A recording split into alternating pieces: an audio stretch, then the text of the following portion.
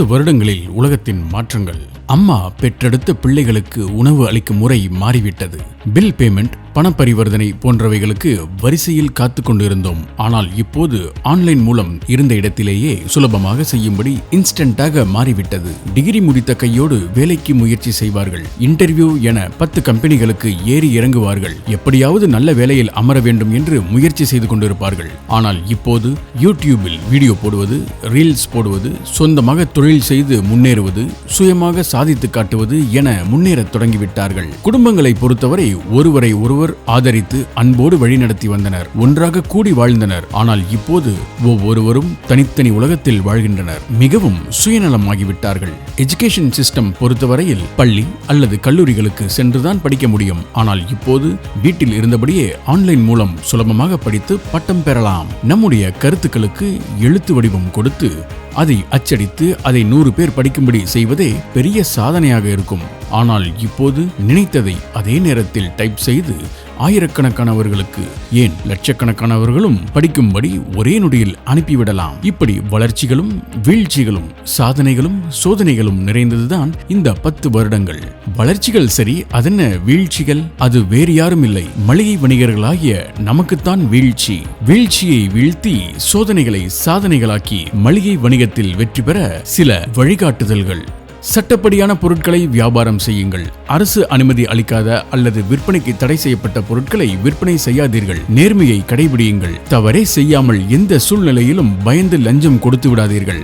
சட்டப்படியாக வியாபாரம் செய்தால்தான் பிரகாசமான எதிர்காலம். அதிகாரிகள் லஞ்சம் கேட்டால் சங்கத்தில் தெரிவியுங்கள். உடனடியாக உங்களுக்காக சங்கத்திலிருந்து 30 பேர் வரை வந்து கேள்வி கேட்போம். உங்களுக்காக நாங்கள் நிற்போம். நீங்கள் தனிநபர் அல்ல என்பதை தெரிந்து கொள்ளுங்கள். நீங்கள் கடையை எங்கு நடத்தினாலும் சரி, பட்டி தொட்டி எங்கும் சங்கம் செயல்படுகிறது என்பதை தெரிந்து கொள்ளுங்கள். வாடிக்கையாளர்களை கவர மாற்று வழியில் யோசியுங்கள். லாபத்தை விட்டு கொடுத்து வணிகம் செய்து என்ன பலன்?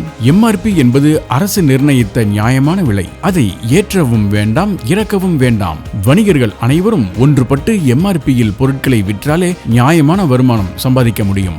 இந்த கடையில் இந்த பொருள் கம்மி விலை, அந்த கடையில் அந்த பொருள் கம்மி விலை என்று வாடிக்கையாளர்களை குழப்பி அலைய விட வேண்டாம். ஜிஎஸ்டியை கண்டு குழம்பாதீர்கள். ஜிஎஸ்டி பதிவு செய்து கொள்ளுங்கள். வியாபாரம் சரியாக நடந்தாலும் நடக்காவிட்டாலும் சிறந்த அக்கவுண்டன்ட் மூலம் ஜிஎஸ்டி படிவத்தை தாக்கல் செய்திடுங்கள். ஜிஎஸ்டி பதிவு செய்து வியாபாரம் செய்வதே முன்னேற்றத்திற்கான வழி. ஜிஎஸ்டி பதிவு செய்வதால் நமக்கு எந்த இழப்பும் ஏற்படாது. வணிகத்தில் வெற்றி என்பது உறுதியாகும். ஜிஎஸ்டி அதிகாரிகளை கண்டு பயப்பட தேவையில்லை. அதிகாரிகள் மிரட்டினாலோ லஞ்சம் கேட்டாலோ உடனே சங்கத்திற்கு தெரிவிக்கவும். உங்களுக்காக உடனடியாக 30 பேர் வரை வந்து நிற்போம். நியாயம் கேட்போம். நீங்கள் தனிநபர் அல்ல என்பதை உணர்ந்து கொள்ளுங்கள். பட்டி தொட்டி எங்கும் சங்கம் செயல்படுகிறது. எதற்கும் பயப்படாதிருங்கள். எந்த தவறும் செய்யாத போது வருமான வரி அதிகாரிகளை கண்டு ஏன் அஞ்ச வேண்டும்? வருடத்திற்கு 12,75,000 சம்பாதித்தால் கூட வருமான வரி என்பது 0%. வருடா வருடம் பயமில்லாமல் உங்கள் வருமான வரியை தாக்கல் செய்யுங்கள். வருமான வரி அதிகாரிகள் லஞ்சம் கேட்டாலோ மிரட்டினாலோ தயங்காமல் சங்கத்தில் தெரிவிக்கவும். நீங்கள் எங்கு கடை வைத்திருந்தாலும் சரி, உங்களுக்காக சங்கத்திலிருந்து 20 to 30 நபர்கள் உடனடியாக வந்து நிற்போம். பட்டி தொட்டி எங்கும் சங்கம் செயல்படுகிறது. எந்த நேரத்தில் எப்போதும் பயப்படாதிருங்கள். நீங்கள் தனிநபர் அல்ல, உங்களுக்காக சங்கம் உள்ளது. சங்கம் உங்களுக்கு பாதுகாப்பு வழங்கும். நீங்கள் தயாரித்த உணவுப் பொருட்களை விற்க கட்டாயம் FSSAI லைசென்ஸ் எடுக்க வேண்டும். தைரியத்தோடு வணிகம் செய்யுங்கள். FSSAI அதிகாரிகளை கண்டு அஞ்ச தேவையில்லை.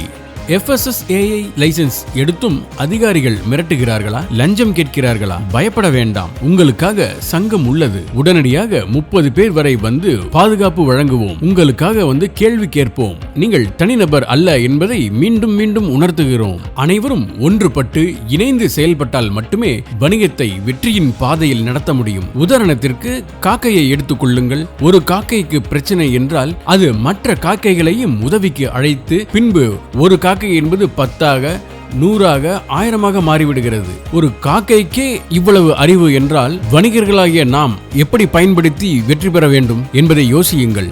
கடன் என்னும் பொறியில் மாட்டிவிடாதீர்கள். அப்படி தேவைப்பட்டால் மத்திய அரசு சிறு குறு வணிகர்களுக்கு வங்கிகள் மூலம் 20 லட்சம் வரை எந்தவித சொத்து அடமானமும் இல்லாமல் குறைந்த வட்டியில் கடன் வழங்குகிறது. வங்கிகள் மூலம் மட்டுமே கடனை பெறுங்கள், முன்னேறுங்கள். அதிக வட்டி கொண்ட தனிநபர் கடனை வாங்கி மாட்டிக்கொள்ளாதீர்கள். அடுத்த மிகப்பெரிய குழி கிரெடிட் கார்டு என்னும் பாதாள குழி.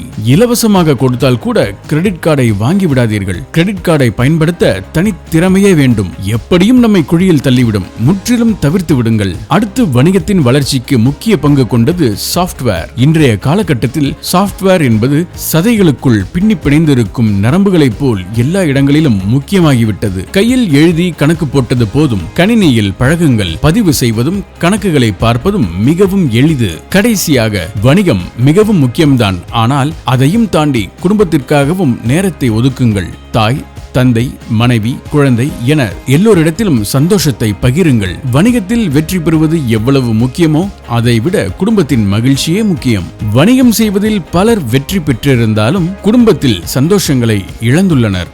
வணிகம், குடும்பம் இரண்டிலும் சாதிப்பதே பூரணமான வாழ்வாகும். வணிகர்களே, நீங்கள் வருமானத்தில் வெற்றி கண்டால்தான் உங்கள் வீடும் நமது நாடும் முன்னேறும். வணிகர்கள் மீதுள்ள அக்கறையில் வெளியிடுவோர் ஹானரபிள் டாக்டர் கணேஷ்ராம் அவர்கள், நிறுவனர் மற்றும் தலைவர், தமிழ்நாடு நுகர்பொருள் விநியோகஸ்தர்கள் சங்கம்.